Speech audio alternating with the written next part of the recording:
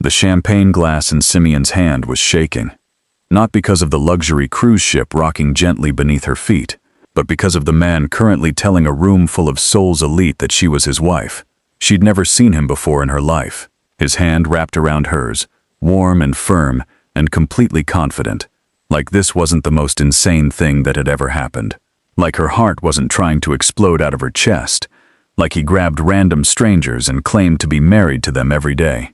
"Act like my wife," he'd whispered seconds before, his dark eyes meeting hers with something that looked almost like desperation. Now everyone was staring. Cameras were flashing.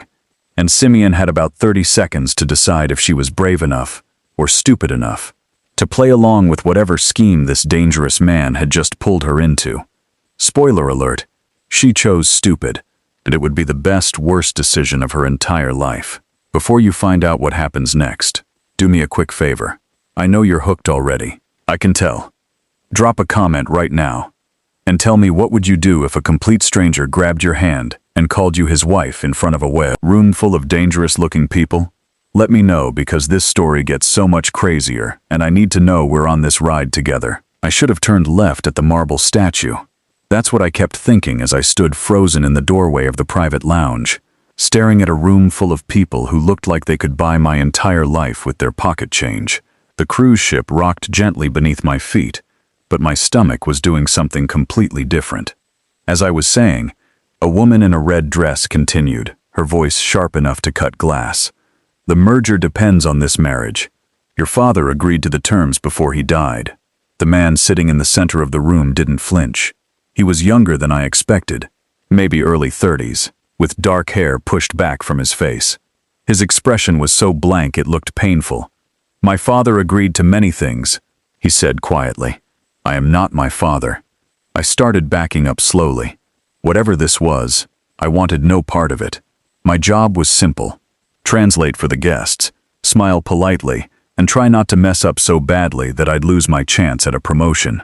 Walking into what looked like a mafia negotiation was definitely not in my job description. "Do-yun, be reasonable," an older man jumped in. "The girl is perfect for you. Same background, same social standing. This is how our world works." "Your world," the younger man, Do-yun apparently, said. "Not mine." My shoe squeaked against the polished floor. Every head in the room turned toward me. I felt my face get hot. "Sorry, wrong room. I'll just go." "Wait." Do-yun stood up. He moved fast, crossing the space between us before I could process what was happening. His hand wrapped around mine, warm and firm. "You're late, darling." My brain short-circuited. "What?" He pulled me closer, his dark eyes meeting mine for just a second. There was something desperate in them, something that didn't match his calm voice. "I said you're late. I've been telling them about you, but they didn't believe me." "Telling them what?" I whispered, but he was already turning back to the room, keeping my hand locked in his. "Everyone," he said, his voice carrying across the stunned silence. "I'd like you to meet my wife." The woman in the red dress actually gasped. I tried to pull my hand free, but his grip tightened just slightly. Just enough to keep me there. "Your wife?" The older man's face turned an interesting shade of purple. "Cha Do-yun. What kind of game is this?" "No game." Do-yun's thumb brushed across my knuckles, a gesture that would have looked affectionate if my heart wasn't trying to escape my chest. "We've been married for 6 months, privately. I wasn't ready to announce it until now." This was insane. This was completely insane. I opened my mouth to tell everyone the truth, that I was just a translator who got lost looking for the bathroom, but Do-yun's hand squeezed mine once. A warning.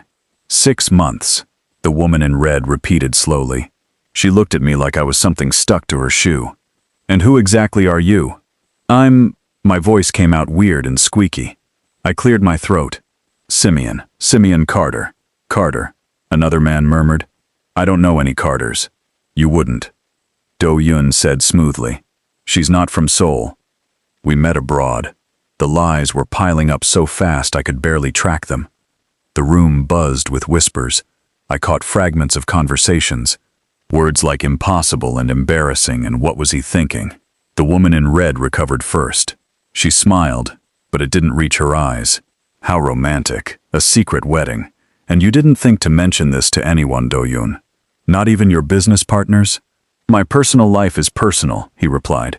I don't recall asking permission. But the agreement with the Park family, the older man sputtered, the marriage arrangement, the contracts, are void. Do-yoon's voice could have frozen water. I'm already married. The contracts are meaningless.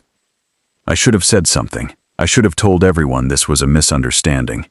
But there was something about the way Do-yoon stood there, calm and unmovable while everyone else looked ready to explode, that made me hesitate.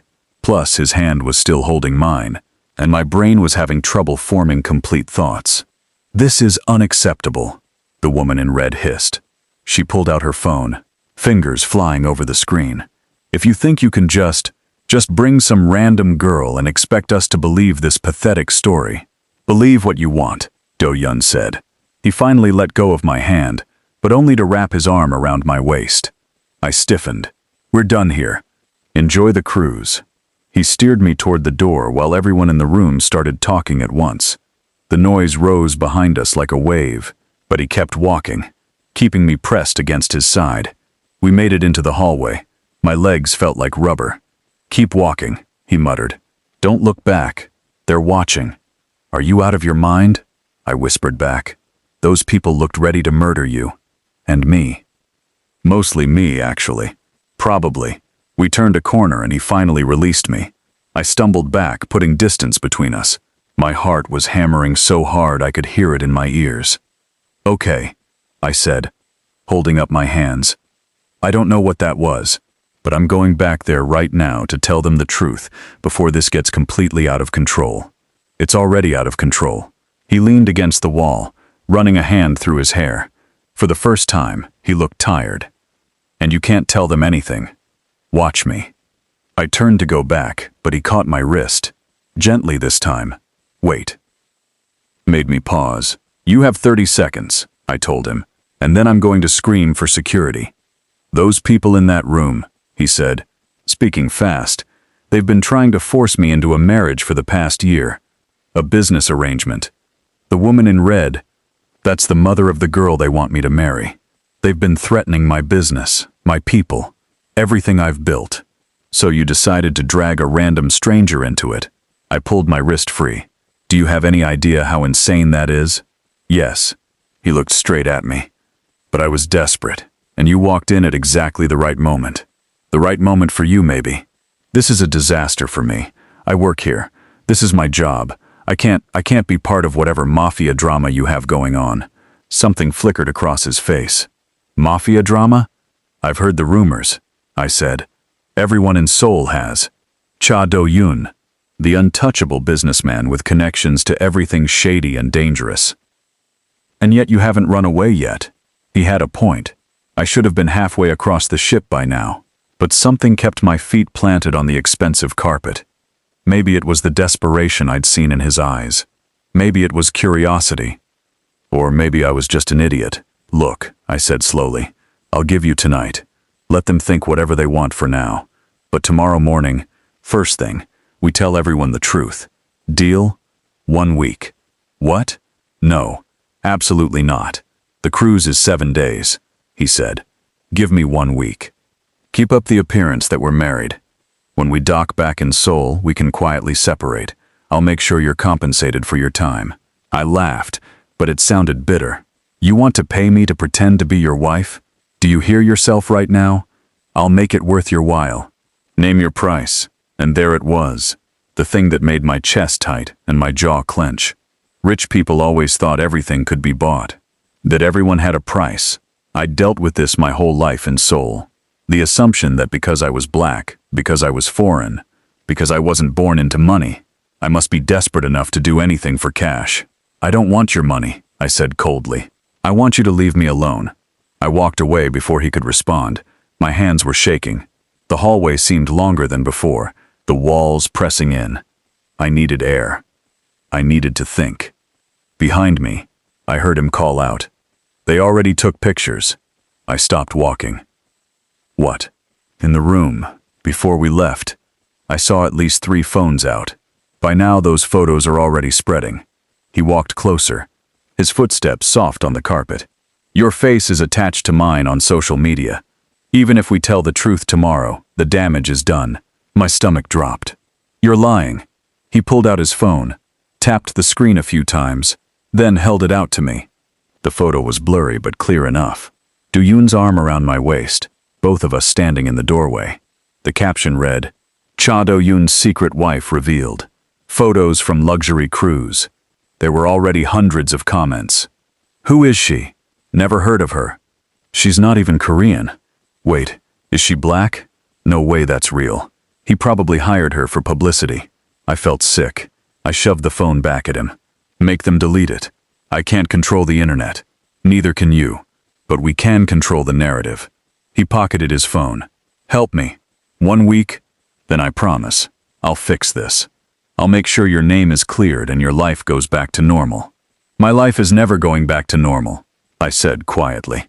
People have already decided who I am based on one picture. The weight of that hit me harder than I expected. I'd worked so hard in Seoul. 5 years of proving myself, learning Korean, dealing with stares and comments and casual racism disguised as curiosity. I'd built a life here. A small one. Maybe not glamorous, but it was mine. And this man had destroyed it in less than 30 minutes. I know I've put you in an impossible position, Do-yoon said. His voice was softer now, almost gentle. And I know you have no reason to trust me. But I'm asking anyway. Help me end this situation with those families, and I swear I'll make sure you come out of this better than before. How? I looked up at him. How could I possibly be better off after being labeled as some gold digger who trapped a mafia boss? You let me worry about your reputation, and I'm not a mafia boss. Everyone says you are. Everyone says a lot of things. A small smile tugged at his mouth. Doesn't make them true. I wanted to keep arguing, but exhaustion was creeping in.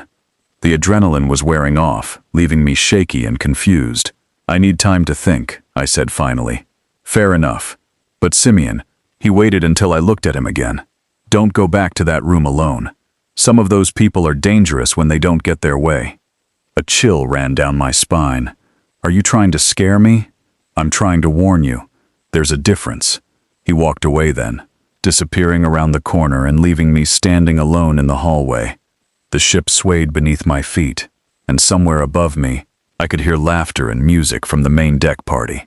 My phone buzzed in my pocket. I pulled it out with trembling fingers. 5 missed calls from my supervisor, 12 text messages from coworkers, and 1 email with the subject line, Urgent. Call me immediately. This was falling apart faster than I could process. I found an empty stairwell and sat down on the steps, my phone clutched in my hand. I should call my supervisor. I should explain what happened. But what would I even say? Sorry. I accidentally got fake married to one of the most feared men in Seoul. Another notification popped up. Someone had tagged me on Instagram. I didn't even have a public Instagram. I kept everything private, specifically to avoid situations like this. But someone had found me anyway. The post was a side-by-side comparison. Do-yoon in an old magazine photo, looking cold and untouchable, next to a picture of me from my company website. The caption made my eyes burn. Comments flooded in underneath. She's actually pretty, though. Pretty doesn't mean she belongs in his world. I bet she planned this. Probably threw herself at him. Do-yoon could do so much better. I locked my phone and pressed my forehead against my knees. Don't cry. Don't you dare cry over comments from strangers who don't know anything about you. But it hurt anyway. It always hurt. There you are. I jerked my head up. A young woman in a crew uniform stood at the top of the stairs, slightly out of breath. I recognized her from the welcome meeting that morning. Min-ji, one of the other translators. Everyone's looking for you, she said. The supervisor is losing his mind. And also, is it true about you and Cha Do-yoon? Great. Even the staff knew already. It's complicated, I muttered. That's a yes. Min-ji sat down next to me, her eyes wide with excitement. Simeon, do you have any idea who he is? Like, actually who he is? A businessman. I've heard the rumors. Not just rumors. My cousin works in finance. And she says Do-yoon basically controls half of Seoul's import-export business. He's connected to everyone. Politicians, celebrities, corporate leaders. People don't mess with him because he knows too much about everyone. That didn't make me feel better. So he's dangerous. Maybe. Or maybe he's just smart enough to survive in a world full of sharks. Minji nudged my shoulder. Either way, you landed the catch of the century. How did you even meet him? I didn't. Not really. It's all a misunderstanding. But even as I said it, I remembered the way Do-yoon had looked at me in that room. Like he knew something I didn't. Like maybe our meeting wasn't quite as accidental as it seemed. Minji checked her phone and winced. Okay, real talk. You need to call the supervisor before he sends out a search party. Want me to walk with you? No, I'll handle it. I stood up, brushing off my skirt. Thanks, though. She gave me a quick hug. For what it's worth, I think you two look good together. The photo is all over the ship already. Very romantic. Romantic? Right. Nothing said romance, like being used as a human shield against forced marriage contracts. I made my way back to my cabin, avoiding the main decks where passengers would be gathering for dinner. My supervisor could wait 5 more minutes. I needed to change out of these clothes and wash my face and figure out what I was going to do. My cabin was small but comfortable, tucked away in the crew section of the ship. I unlocked the door and stepped inside, immediately kicking off my shoes. That's when I noticed the envelope on my bed. I hadn't left an envelope on my bed. My heart rate picked up again. Slowly, I walked over and picked it up. Heavy paper, expensive, no writing on the outside. I opened it.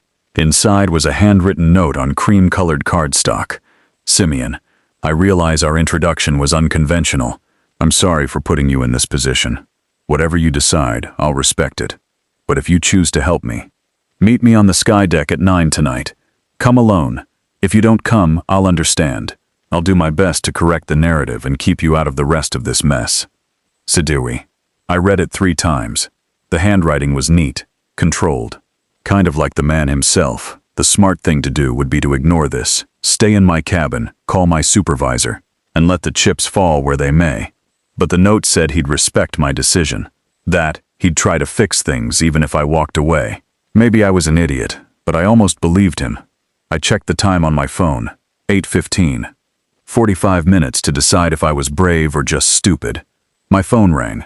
My supervisor. I took a deep breath and answered. Simeon, what in the world is going on? I've been getting calls all evening about you and some guest. Please tell me the photos online are photoshopped. I closed my eyes. It's complicated, Mr. Park. Uncomplicate it now. So I tried. I explained about getting lost, walking into the wrong room, the misunderstanding. I left out the part where Do-yoon had explicitly asked me to pretend to be his wife. That seemed like it would make things worse. Mr. Park was silent for a long moment after I finished. And you've never met Cha Do-yoon before tonight? Never. Another pause. Simeon, I want to believe you, but this looks very bad. The company has a reputation to maintain. We can't have our staff involved in scandals with guests, especially guests of Do-yoon's caliber. My chest tightened. Are you firing me? Not yet, but I need you to stay away from him for the rest of the cruise. No more contact. Keep your head down and do your job. When we get back to Seoul, we'll discuss your future with the company. Understood? Understood, I whispered. He hung up. I sat on the edge of my bed, staring at the note in my hand. Stay away from Do-yoon. That was the smart choice. The safe choice. But safe hadn't gotten me very far in life, and something about this whole situation felt unfinished. At 8:55, I found myself climbing the stairs to the sky deck. The night air was cool and salty. String lights hung overhead, creating little pools of warm light against the darkness. The deck was empty except for one figure standing at the railing, looking out at the ocean. Do-yoon turned when he heard my footsteps. He'd changed clothes, trading the formal wear for dark jeans and a simple black shirt. He looked more human this way, less like an untouchable businessman, and more like a regular person. You came, he said. He sounded surprised. Don't make me regret it. I stopped a few feet away, crossing my arms. I just got off the phone with my supervisor. He basically told me to stay away from you or lose my job. I'm sorry. Are you? Because from where I'm standing, you got exactly what you wanted. A fake wife to get those people off your back. What do you care if it ruins my life? He flinched. Actually flinched. Like my words had physically hit him. You're right. I was selfish. I saw an opportunity, and I took it without thinking about the cost to you. I hadn't expected him to admit it so easily. It took the wind out of my anger. So why am I here? I asked. What else could you possibly want from me? Do-yoon turned back to the ocean. The lights from the ship reflected off the dark water, creating patterns that shifted and changed. I want to give you a choice, a real one this time. They're not going to let this go. They'll dig into your background, try to find dirt, maybe even threaten you directly. Being connected to me, even falsely, puts a target on your back. He paused. But if we commit to this story, if we make it convincing, I can protect you. And when it's over, I can give you something you actually want. Not money. Something better. Like what? He looked at me then, his dark eyes serious. What do you want most in the world, Simeon Carter? The question caught me off guard. What did I want? The easy answer was the promotion, financial security. But that wasn't quite right. I want respect, I said slowly. I want to be seen as someone who earned her place, not someone who got lucky or schemed her way in. I want people to take me seriously. Do-yoon nodded like he'd expected that answer. I can give you that. I have connections to every major company in Seoul. I can open doors for you that would stay closed otherwise. Not as a favor, but as payment for helping me. When this cruise ends, you'll have opportunities you never imagined. It was tempting. Dangerously tempting. And if I say no, I asked, then I'll do everything I can to minimize the damage to your reputation. It won't be perfect, but I'll try. He pushed off from the railing. Either way, I owe you an apology. What I did tonight was wrong. I panicked and I used you, and I'm sorry. The apology sounded genuine. That scared me almost more than the threats from earlier. I walked to the railing, looking out at the endless dark water. The ship cut through the waves, leaving white foam in its wake. Somewhere out there was the life I'd built carefully over 5 years. Small and safe and mine. But maybe it was time to take a risk. 1 week, I heard myself say. I'll play along for 1 week. But we need rules. Do-yoon moved closer, close enough that I could smell his cologne. Something subtle and expensive. Name them. No touching unless absolutely necessary. No surprise announcements. You tell me your plans before you do anything that involves me. I held up a finger for each rule. And when this is over, you help me find a better job. Not through connections or favors. You help me build a real portfolio that stands on its own merit. Deal? He extended his hand. Deal. I shook it, his palm warm against mine. This was probably the worst decision I'd ever made. But something about the way he looked at me, with relief and gratitude and something else I couldn't quite name, made me think maybe, just maybe, it might be worth it. So, I said, pulling my hand back. What happens now, husband? A real smile crossed his face. Small but genuine. Now, wife, we go to dinner and convince everyone that we're madly in love. Great, I muttered, no pressure. But as we walked toward the dining room together, I felt something flutter in my chest. Nervousness, definitely. Fear, absolutely. And maybe, just maybe, the tiniest bit of excitement. This was going to be one very long week. The dining room looked like something out of a movie. Crystal chandeliers hung from the ceiling, tables draped in white cloth, candles flickering in the center of each one. Soft classical music played from somewhere I couldn't see. Every person in the room screamed wealth, from their jewelry to the way they held their wine glasses. I felt completely out of place in my simple black dress. Do-yoon's hand found the small of my back, guiding me forward.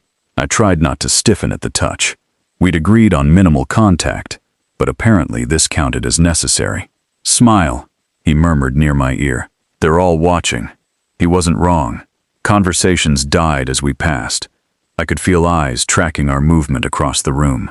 Someone whispered something behind their hand. Someone else pulled out their phone.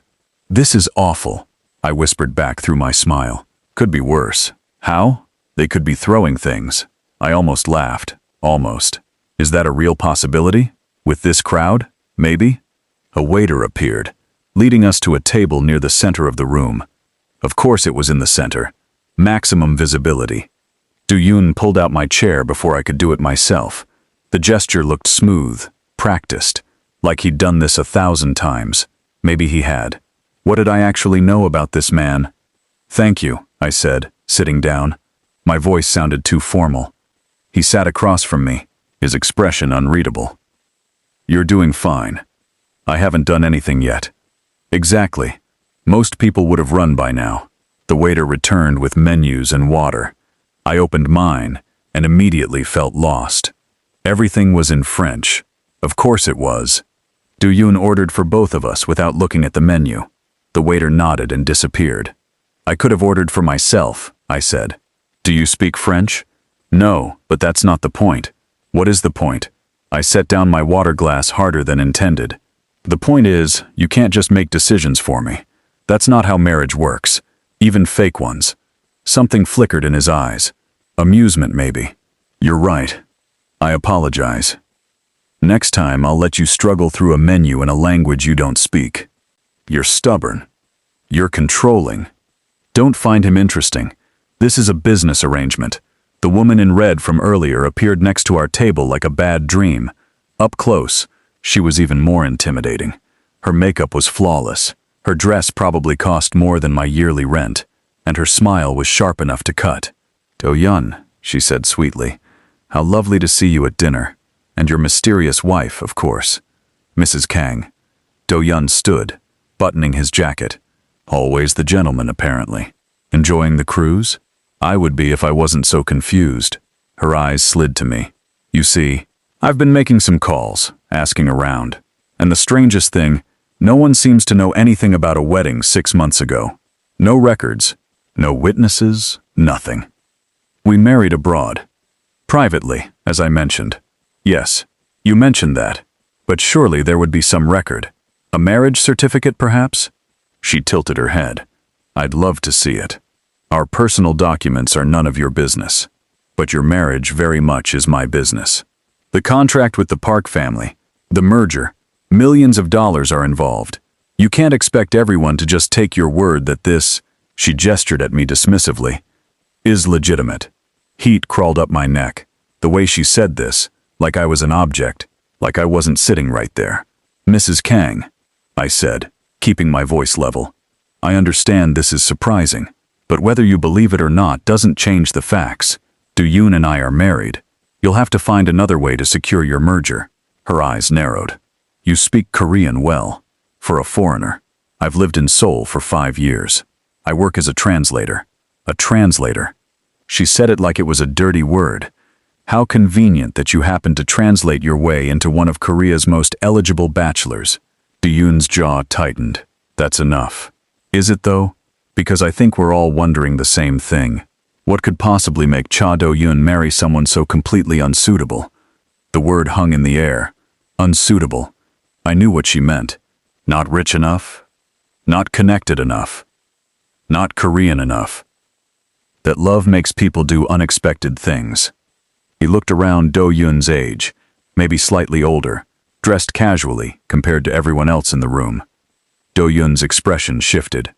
"J1, I didn't know you were on this cruise. Last-minute decision. And causing problems for people like you, who think the world should operate on contracts and arrangements instead of actual human feelings." Mrs. Kang's face flushed. "This is a private conversation. In the middle of a dining room? Please." J1 pulled up a chair and sat down without invitation.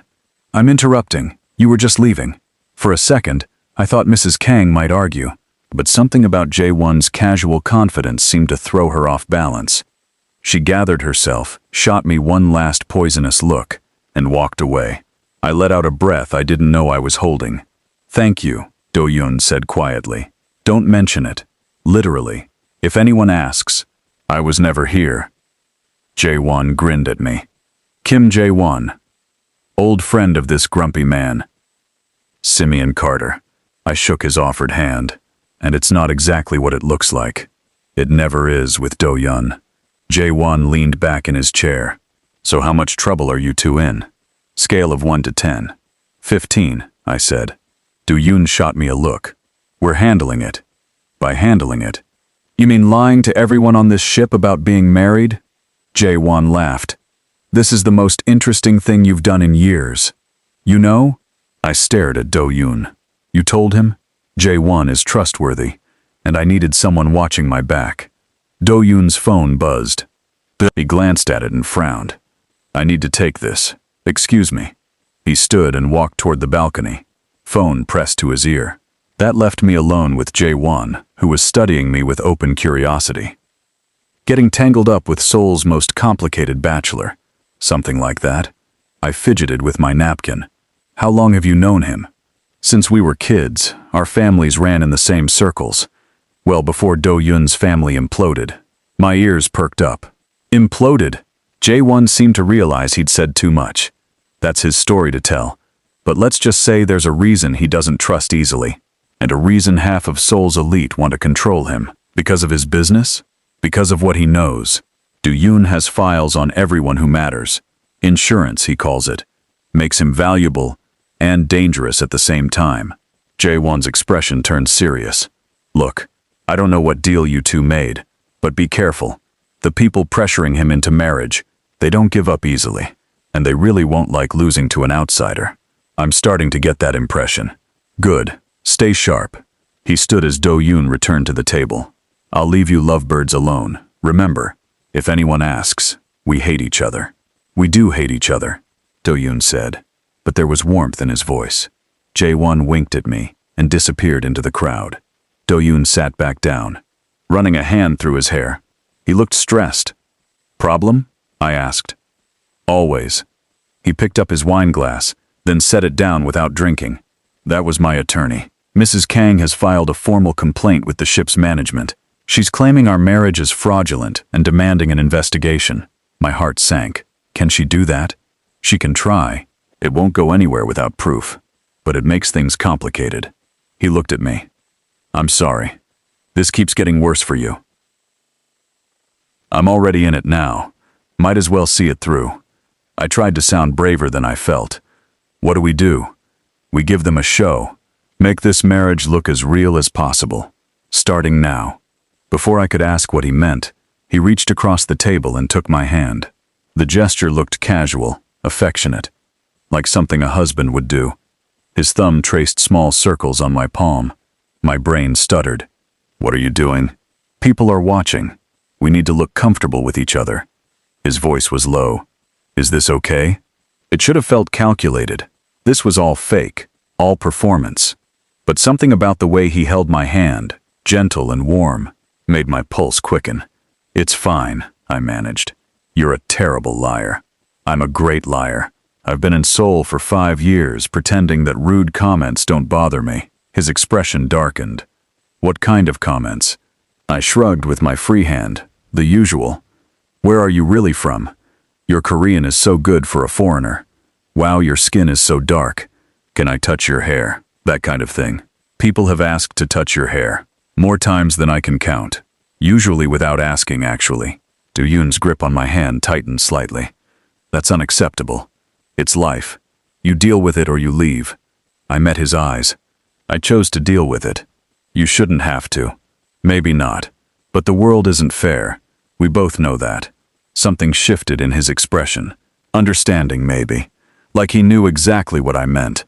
The waiter arrived with our food, forcing us to separate. I immediately missed the warmth of his hand. Stop it. Don't get attached to fake gestures. Dinner passed in a blur of watching and being watched. Every time I looked up, someone was staring. Some people whispered behind their hands. Others were more obvious, pulling out phones to take pictures. Does this ever get easier? I asked, pushing food around my plate. Being stared at constantly. No, you just get better at ignoring it. How long did that take you? He considered. I'll let you know when it happens. I smiled despite myself. He had a dry sense of humor that snuck up on you. We were almost finished eating when a young woman approached our table. She was beautiful, in that effortless way some people managed. Designer dress, perfect hair, confident smile, but her eyes were cold when they landed on me.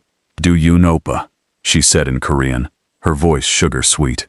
I heard the most ridiculous rumor about you getting married. I told everyone it couldn't possibly be true. All right, quick pause. I need to know something. Are you Team Simeon or Team Do-yoon right now? Because things are about to get really messy, and I need to know whose side you're on. Drop a comment and let me know if you think Do-Yun is genuinely trying to help Simeon, or if he's just using her. And what would you do if you were in her position? Stick around because the next part is going to make your heart race. Yu-Yun's face went blank. Seo-jin. Do-Yun and I have known each other since childhood. Friend. She deliberately called me his friend, not his wife. Simeon, I said, keeping my voice pleasant. His wife. Oh, so it is true. Seo-jin laughed, but it sounded forced. How unexpected. Do-Yun never mentioned he was seeing anyone. We talk all the time, don't we, Oppa? Strange that he would forget to mention something as important as a relationship. Do-Yun stood up. Seo-jin, this isn't the time. You've been avoiding my calls for weeks, and now I find out you're married to someone I've never heard of? Her voice rose slightly. People at nearby tables started paying attention. My family has been planning our announcement for months. Do you have any idea how humiliating this is? Oh no. This was the fiancée. The arranged marriage girl. We never agreed to an announcement. Do-Yun said firmly. Your family and Mrs. Kang made plans without consulting me, because we thought you understood how these things work. Our families, our businesses, they're meant to merge. It's been arranged since we were teenagers. Seo-jin's eyes filled with tears. Real or fake? I couldn't tell. How could you do this to me? I felt a stab of sympathy despite myself. Even if this was an arranged marriage, Seo-jin clearly had feelings involved, and here I was, the obstacle.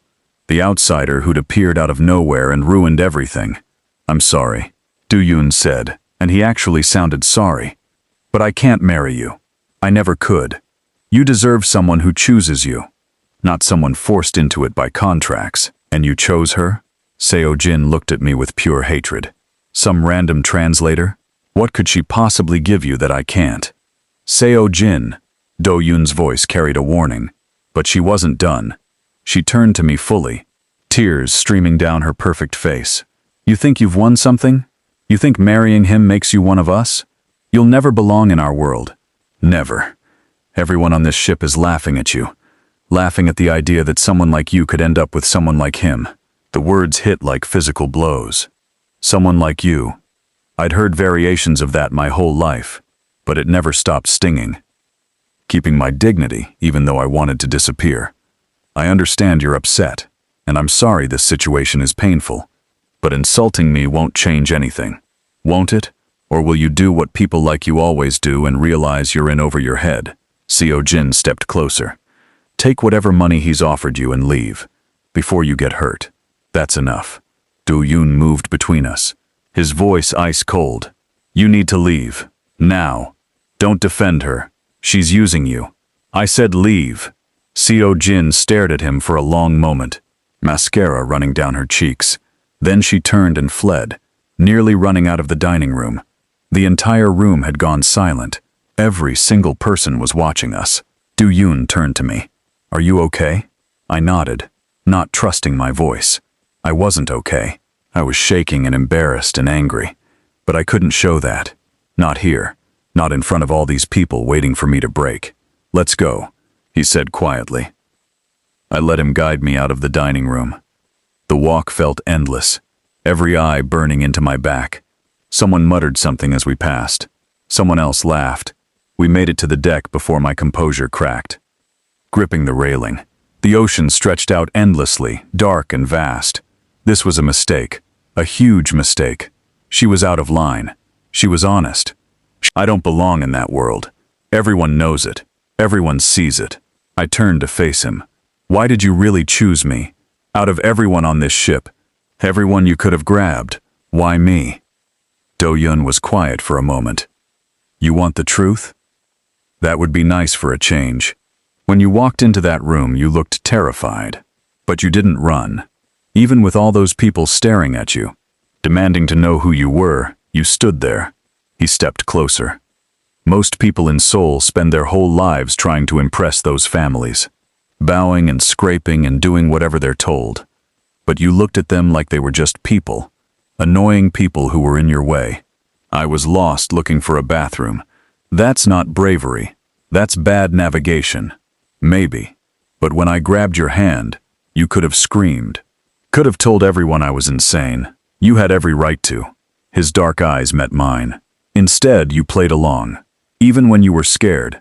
Even when you didn't understand what was happening, you played along. That takes strength. My throat felt tight. Or stupidity. Sometimes they're the same thing.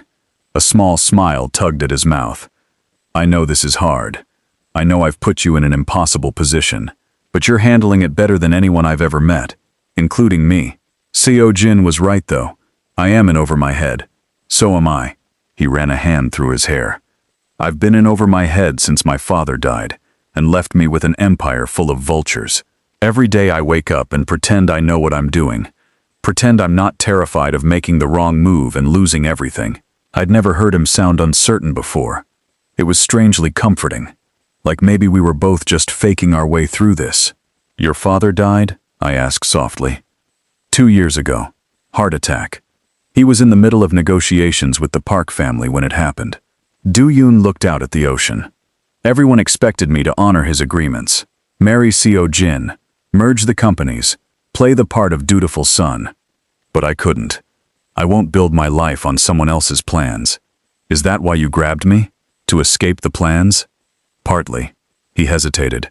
And partly because when I saw you standing there, looking lost and out of place, I thought maybe you'd understand what it's like to not fit in the box everyone tries to put you in. My heart did something complicated in my chest. You think we're alike?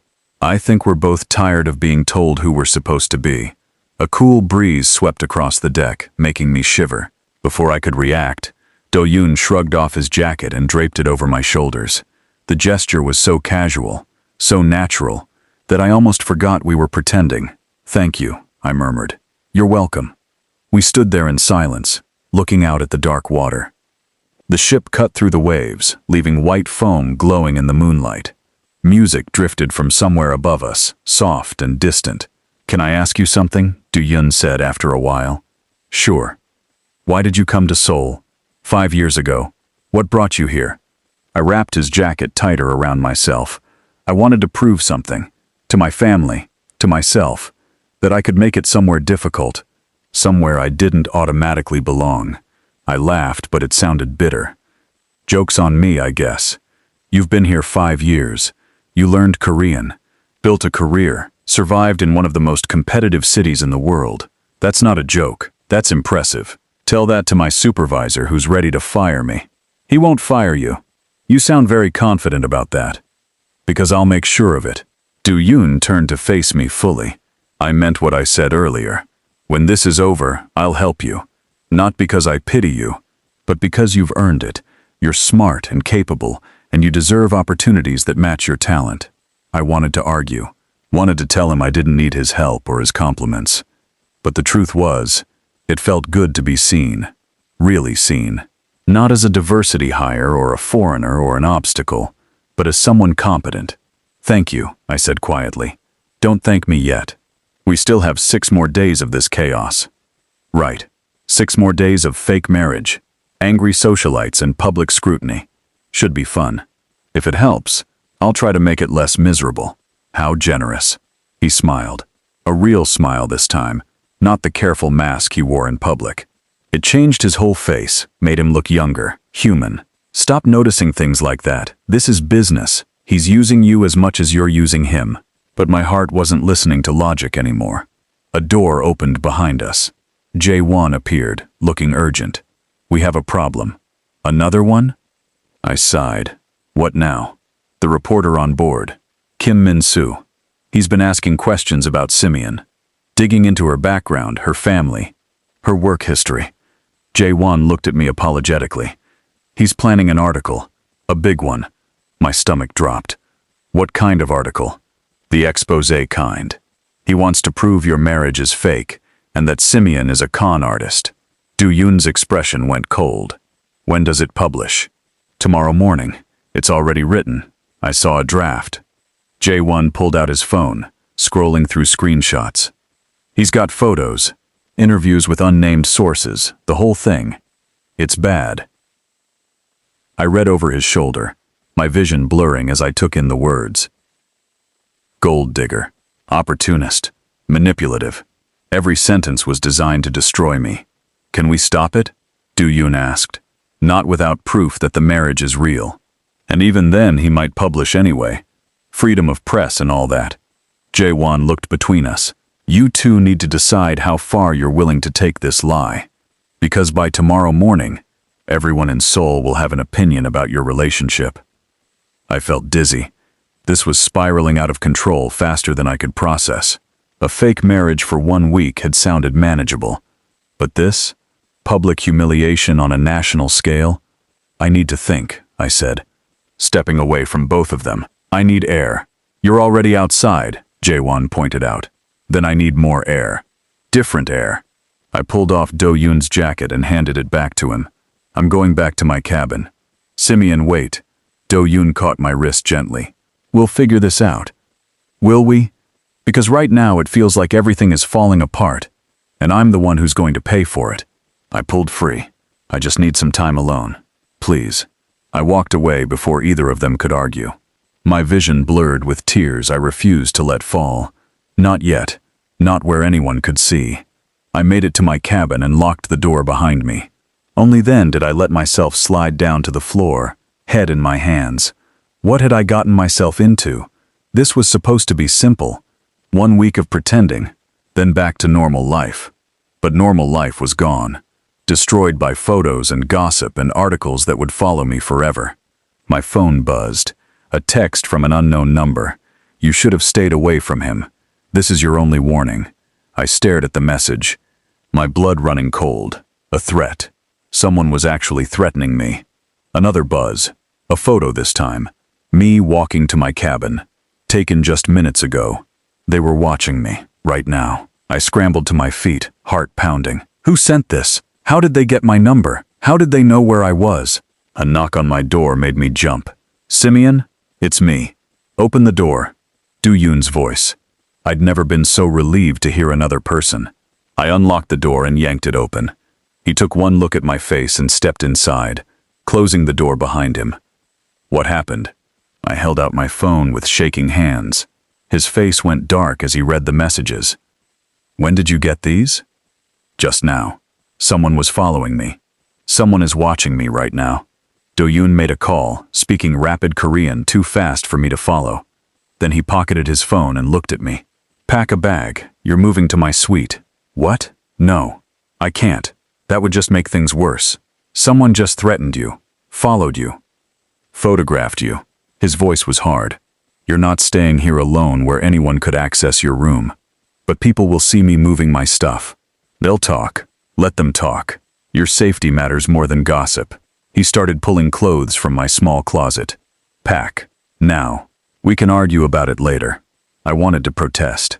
Wanted to maintain some independence. But fear overrode pride. I grabbed my suitcase and started throwing things inside. My hands still shook. Hey. Do-yoon touched my shoulder gently. Look at me. I did. His dark eyes were serious, but calm. I won't let anyone hurt you. That's a promise.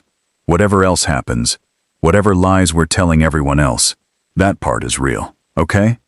I nodded, not trusting my voice. My suitcase rolling behind us through the empty hallways. Somewhere on this ship was a person who wanted to scare me, maybe hurt me. And the only person standing between me and them was a man I'd met less than 12 hours ago. A man I was starting to trust, despite every instinct telling me not to. A man who might be the most dangerous person on this entire ship. Do-yoon's suite was on a completely different level than my cabin. Literally. We took an elevator to the top deck, where apparently the ultra-wealthy stayed. The hallway was quieter here, carpeted in thick cream fabric that swallowed sound. He unlocked a door at the end of the hall and held it open. I stepped inside and tried not to stare. The main room was bigger than my entire apartment in Seoul. Floor-to-ceiling windows. No, stop, don't use that phrase. Huge windows showed the ocean stretching endlessly. A full sitting area, a dining table, a bar in the corner. Guest room is through there, Do-yoon said, pointing to a door on the left. Private bathroom, balcony access. You'll have complete privacy. This is too much, I said, still taking it all in. I could just, I don't know, Get security outside my cabin or something. Security can't stop someone determined enough. Here, I can actually keep you safe. He set my suitcase by the guest room door. I know this is uncomfortable, but it's temporary. Everything about this situation was temporary. I had to keep reminding myself of that. I wheeled my suitcase into the guest room and stopped short. The bed was enormous, covered in white linens that probably cost more than my monthly salary. More huge windows, a sitting area, a bathroom with a tub big enough to swim in. This was absurd. 24 hours ago, I'd been worried about impressing my supervisor. Now I was hiding in a luxury suite from anonymous threats while pretending to be married to a man I barely knew. My phone buzzed again. I nearly dropped it, but this time it was just Min Ji. "You okay? Heard you left dinner early." I typed back quickly. "Long story. I'm fine. The rumor mill on this ship must be working overtime." I wondered what version of tonight's events people were sharing. Probably nothing close to the truth. A soft knock on the doorframe made me turn. Do-yoon stood there, holding 2 mugs. "Tea," he said. "You looked like you could use some." I look like I could use a strong drink, but tea works too. I took the mug gratefully. It was warm against my palms, soothing. "Thank you. For this, for the room, for everything. I know I keep saying it, but I mean it. You don't have to thank me. This is my fault." He leaned against the doorframe, his own mug untouched. "I pulled you into my mess. The least I can do is make sure you survive it." Comforting. I'm not good at comfort. I'm starting to notice. I sat on the edge of the bed, suddenly exhausted. "Can I ask you something?" "Always." "That woman, Seo Jin, did you ever love her?" The question surprised him. I could see it in the way his shoulders tensed slightly. "No. I tried to care about her, for my father's sake, but it always felt wrong, like wearing someone else's clothes that didn't quite fit. She loves you though, or thinks she does. She loves the idea of me, the status, the business, the life we're supposed to have together." He took a sip of his tea finally. "That's not love, that's a transaction. And what we're doing, this fake marriage, what's that? Also a transaction," he admitted. "But at least we're both honest about it." Were we though? Because sitting here in his suite, drinking tea while he looked at me with those dark eyes, it didn't feel like a transaction anymore. It felt like something else, something more complicated. "You should get some rest," Do-Yun said, pushing off from the doorframe. "Tomorrow is going to be difficult." Right, the article. The expose that would tell all of Seoul I was a gold digger and a fraud. "What's the plan?" I asked. "When that article drops and everyone sees it, what do? We stick to our story. We don't let them see you break." He paused at the door. "And we find out who sent you those threats. Jae-won is already working on it. Do you think it was Seo Jin? Maybe. Or Mrs. Kang. Or any number of people who want to see this marriage fall apart." His jaw tightened. "But whoever it is, they made a mistake by coming after you directly. That changes things." There was something dangerous in his voice. A reminder that Do-Yun wasn't just a businessman playing games. He was someone people feared for good reason. "Don't do anything crazy," I said. "I'm not worth starting a war over." He looked at me for a long moment. "You're wrong about that." Then he was gone, pulling the door shut behind him. I sat there holding my tea, my heart doing complicated things in my chest. Stop it. Don't read into his words. Don't start believing this is real. But sleep didn't come easy that night. I woke to the sound of shouting. For a confused second, I didn't know where I was. Then it all came back. The cruise, the fake marriage, the threats. I was in Do-Yun's guest room, and someone was yelling in the main suite. I grabbed a robe and cracked open the door. Do-Yun stood near the windows, phone pressed to his ear, speaking rapid, angry Korean. Jae-won sat on the couch, laptop open, looking grim. "I don't care what the board thinks," Do-Yun was saying. "They can either stand with me or step aside. Those are the options." He hung up and immediately made another call. That's when he noticed me in the doorway. "The article published," Jae-won said before I could ask. "An hour ago. It's everywhere." My stomach dropped. "How bad?" "See for yourself." He turned his laptop around. The headline made my vision blur. "Mafia Boss's fake wife. The truth behind Cha." Me walking alone on the deck. And worst of all, A photo of my company ID badge with all my personal information visible. The article was worse than I'd imagined. It painted me as a scheming opportunist who deliberately targeted Do-yoon. It questioned my visa status, my employment history, even my education. Unnamed sources claimed I'd been bragging about trapping a rich husband. Other sources said I was a known scam artist. Every word was a lie, but lies spread faster than truth ever could. There's more, Jaewon said quietly. Check social media. I pulled out my phone with shaking hands. My Instagram was flooded with hate messages. Hundreds of them. My company email was full of angry letters demanding I be fired. Someone had found my old Facebook account and shared photos from years ago, making up stories about each one. He took the phone gently from my hands. Don't read those. None of it matters. It all matters. My life is being destroyed in real time, and you're saying it doesn't matter? I'm saying the opinions of strangers who don't know you don't define who you are. His voice was firm. Yes, this is bad. Yes, it's going to get worse before it gets better, but we will fix it. How? How do you fix something like this? By telling the truth. I laughed, but it came out broken. The truth? That our marriage is fake and I'm just some random woman you grabbed to escape an arranged marriage. That truth will definitely make things better. Jaewon closed his laptop. Actually, he means a different truth. I looked between them. What are you talking about? Do-yoon took a breath. Remember when you asked why I chose you specifically? I told you it was because you didn't run. Because you seemed strong. Yeah, so? That wasn't the whole truth. He reached into his pocket and pulled out a small object. The silver ring. He'd taken it off his finger for the first time since I met him.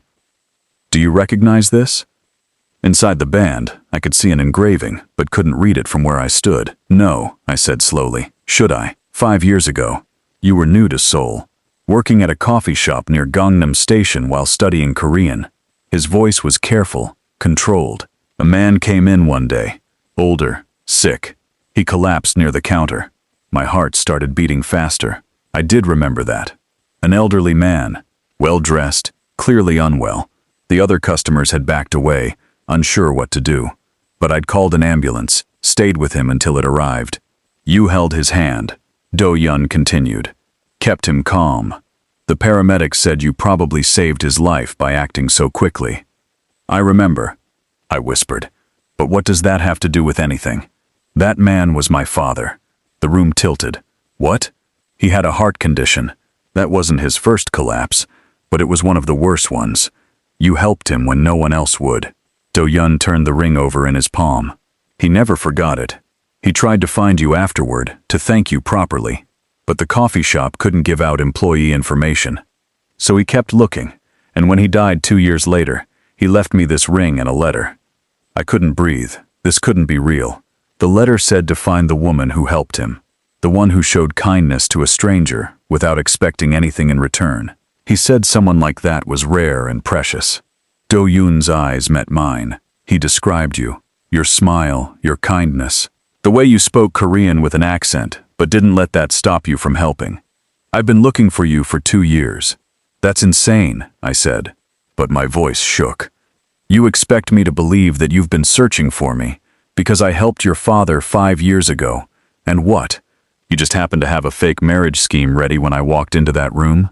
No. Finding you there was coincidence, but recognizing you wasn't. He held out the ring. Look at the engraving. I took it with trembling fingers. The inscription inside was worn but readable.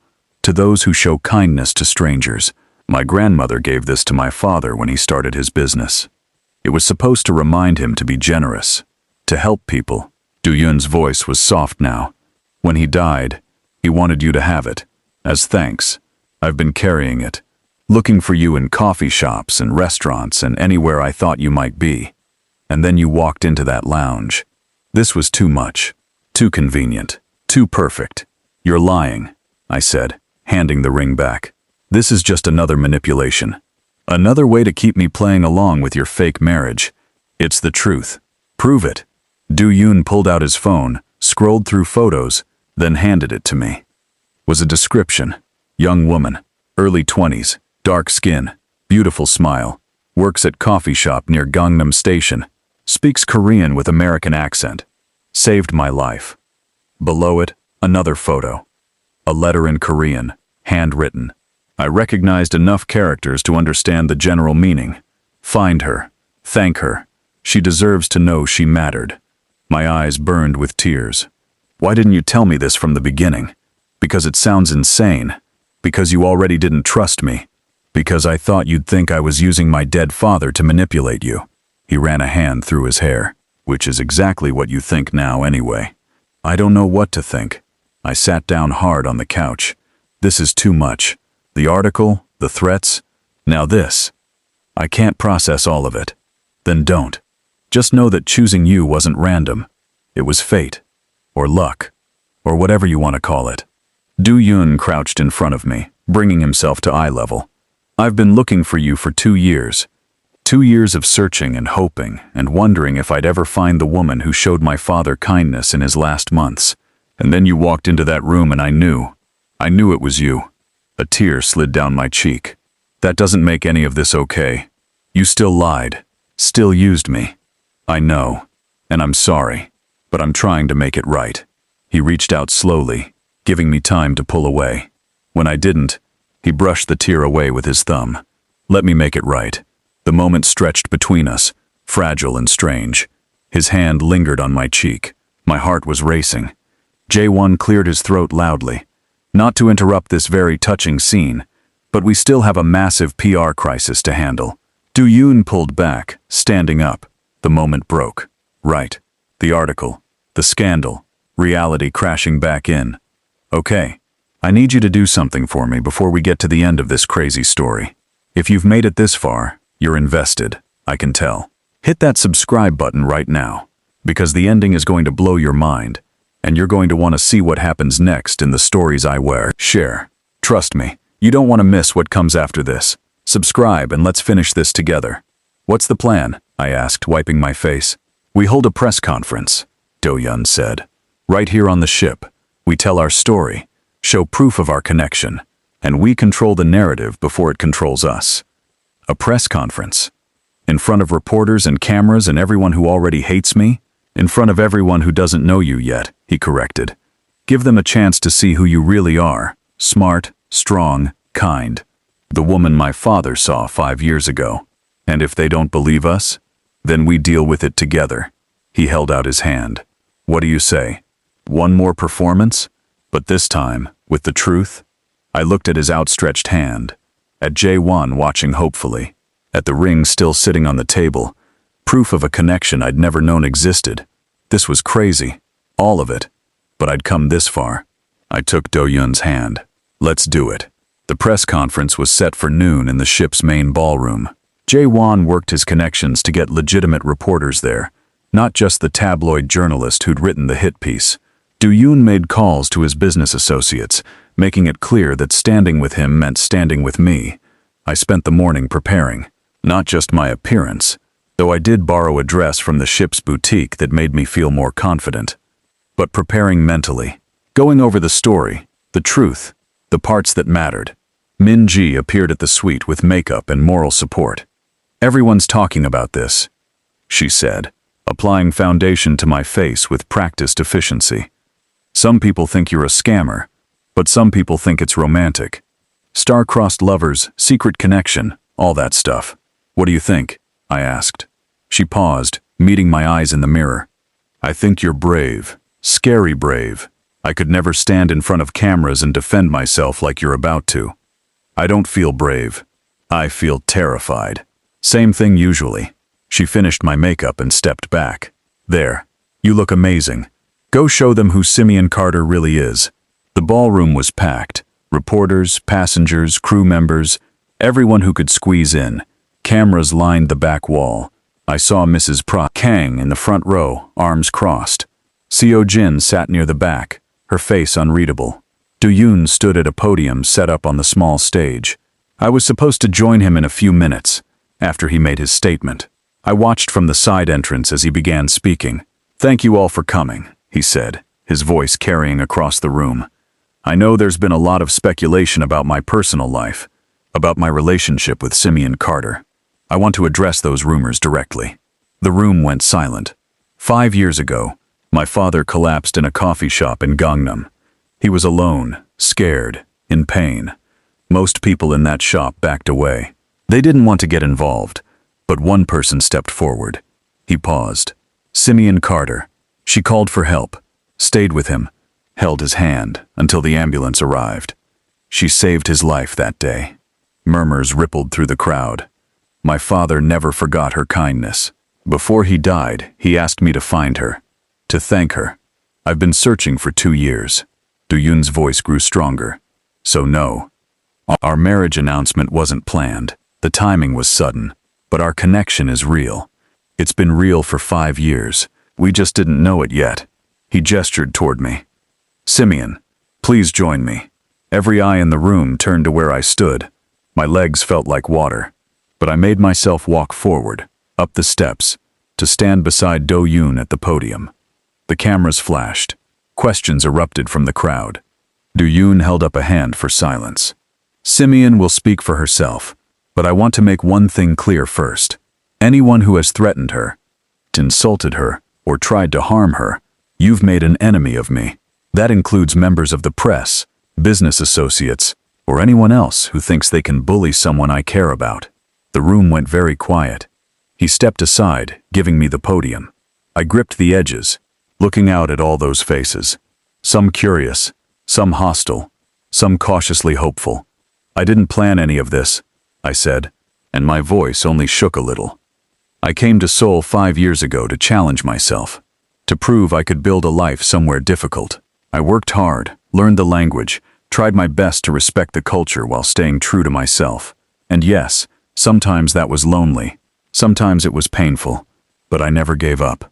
A reporter raised her hand. Did you remember helping Mr. Cha's father? Not until yesterday. It was one moment in one day 5 years ago. I didn't expect anything from it. I just did what felt right. I looked at Do-yoon. I had no idea it would lead here. What about the allegations that you're using him for money or status? Another reporter called out. I'm a translator. I work for a living. I have my own apartment, my own career, my own life. I don't need anyone's money or status.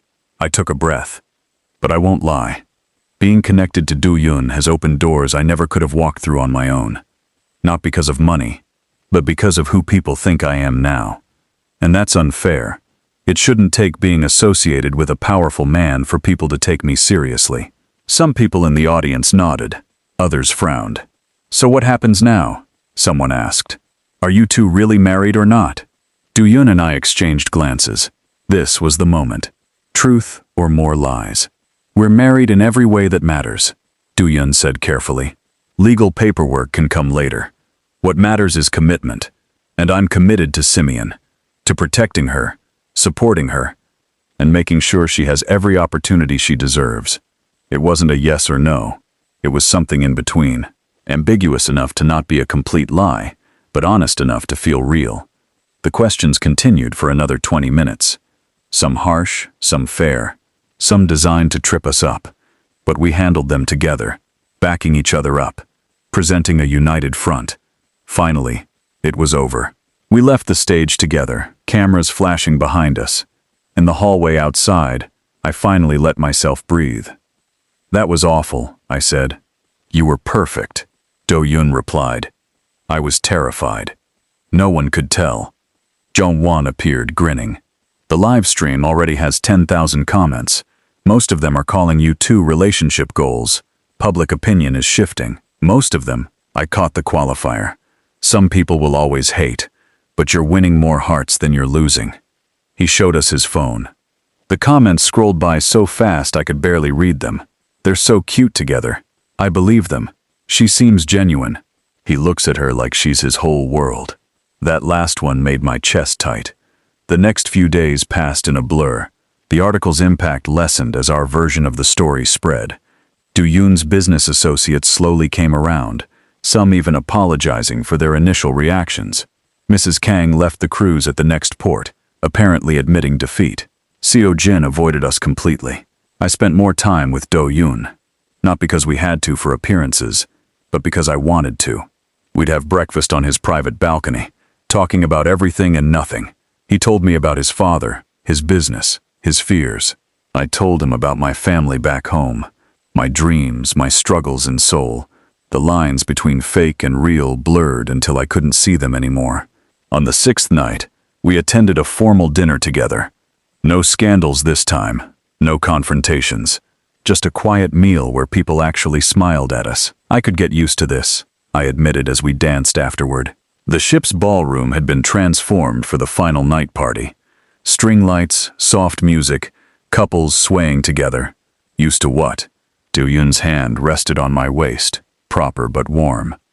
Being treated like I belong somewhere. You do belong. You always did. Some people just needed longer to realize it. I looked up at him. We'd been this close before, for photos and appearances, but this felt different. Real. Do-yoon, I started, not sure what I wanted to say. I know, he said softly. I feel it too.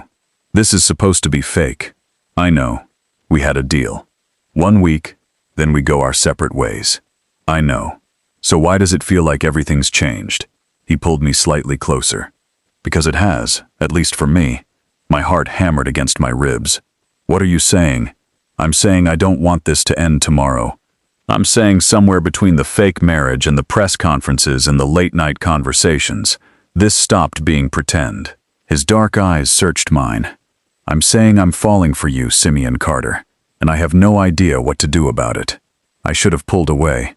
Should have reminded him this was business. Should have protected my heart. Instead, I said, I'm falling for you too. The confession hung between us. Fragile and terrifying and real. Do-yoon's hand came up to cup my face. Can I kiss you? For real this time. Not for cameras. I nodded, not trusting my voice.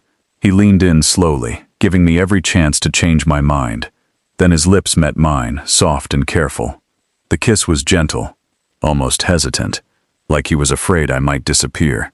I kissed him back, my hands finding his shoulders. The world narrowed to just this, just us. When we finally pulled apart, I was breathless. Neither of us wanting the moment to end, but all moments end eventually. The next morning, the cruise docked in Seoul. Reality waited on the shore. My job situation, his business obligations, the questions about what we actually were to each other. We stood on the deck together, watching the city skyline grow closer. What happens now? I asked. I don't know. Do-yoon admitted.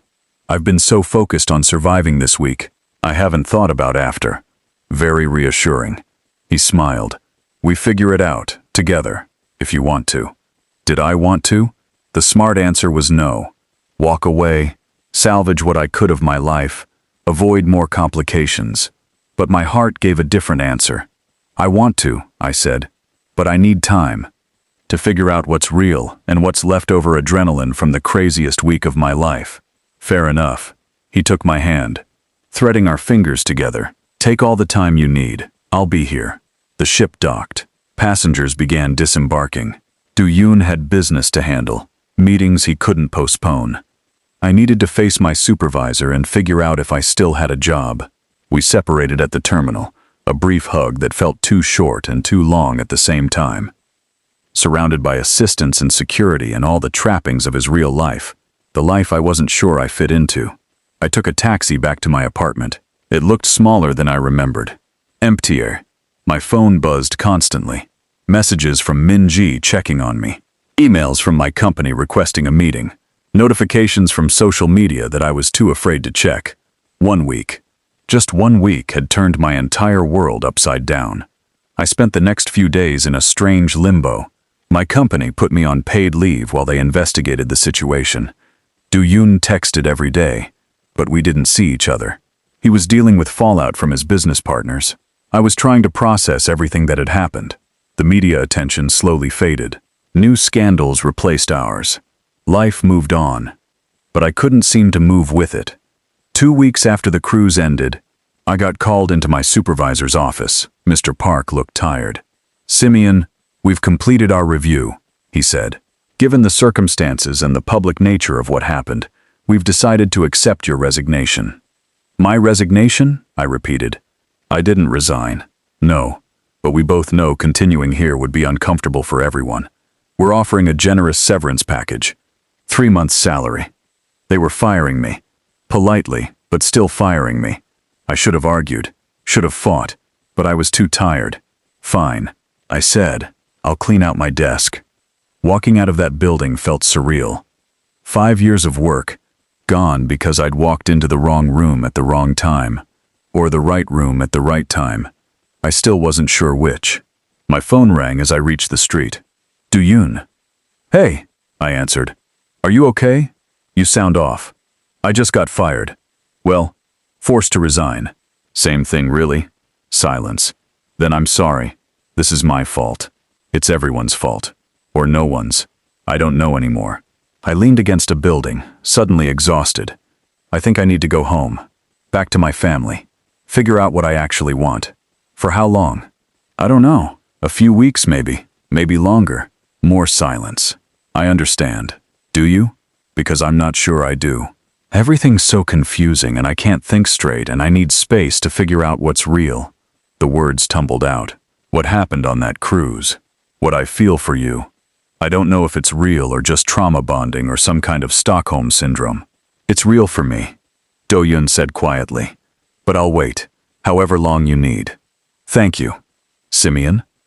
For what it's worth, you walking into that room was the best accident that ever happened to me. My eyes burned. I'll call you when I figure things out. I'll be here. I hung up and booked a flight home. 3 weeks later, I sat in my childhood bedroom, staring at the ceiling. My mom had been thrilled to see me, asked a million questions about Korea and the cruise and the mysterious man from the photos she'd seen online. I'd told her an edited version, the truth, but softer around the edges. So do you love him? She'd asked. I don't know, I'd admitted. Maybe, probably. But that doesn't mean we make sense together. Since when does love make sense? I'd been thinking about that ever since. My phone sat on the nightstand, silent. Do-yoon had kept his promise. He hadn't called or texted, giving me the space I'd asked for. But somehow that made it worse. I missed his messages, missed his voice, missed him. Maybe that was my answer. I was reaching for my phone when the doorbell rang downstairs. Simeon, my mom called. Package for you. I went downstairs. My mom held a small box, nicely wrapped, with Korean postage marks. My heart started racing. Who's it from? She asked, way too casually. I think I know. I took the box to my room and opened it carefully. Inside, nestled in tissue paper, was the silver ring, the one from Do-yoon's father, the one he'd been wearing the night we met. Under it, a handwritten note on cream-colored paper. Simeon, I asked you to act like my wife on that cruise. I needed an escape, a solution, someone to play a part. You gave me all of that and more.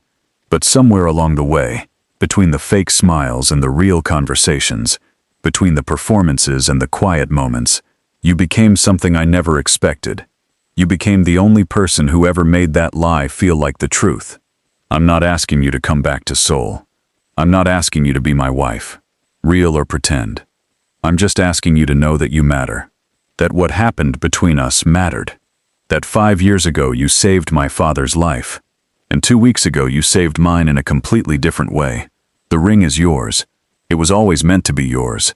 Keep it as a reminder that kindness matters, that you matter. Whatever you decide, wherever you go, I hope you find everything you're looking for. With more love than I knew I was capable of, Do-yoon. I read the note 3 times, tears streaming down my face. This man, this complicated, infuriating, wonderful man. I looked at the ring, at the inscription inside. To those who show kindness to strangers. Do-yoon had been a stranger 2 weeks ago. Now he was something else entirely. My mom appeared in the doorway. You okay, baby? I think I need to go back to Seoul, I said. She smiled like she'd been waiting for me to say that. Then go. Chase your happiness. Lord knows you've earned it. I booked a flight for the next day. The plane ride felt endless. I clutched the ring the entire time, turning it over and over in my palm. I hadn't called Do-yoon to tell him I was coming. Part of me worried he'd changed his mind, moved on, realized I wasn't worth the wait. But the bigger part of me trusted what I'd seen in his eyes, what I'd felt in his kiss, what I'd read in his letter. I took a taxi straight from the airport to the address J1 had given me when I'd frantically texted him, Do Yoon's office building in Gangnam. The lobby was all glass and steel, intimidatingly modern. Security stopped me at the desk. "I'm here to see Cha Do-yun," I said in Korean. "Do you have an appointment?" "No, but tell him Simeon Carter is here. Please." The guard made a call, spoke quietly, then looked at me with surprise. "Top floor. He's expecting you." My heart hammered as the elevator climbed. The doors opened to a sleek office space.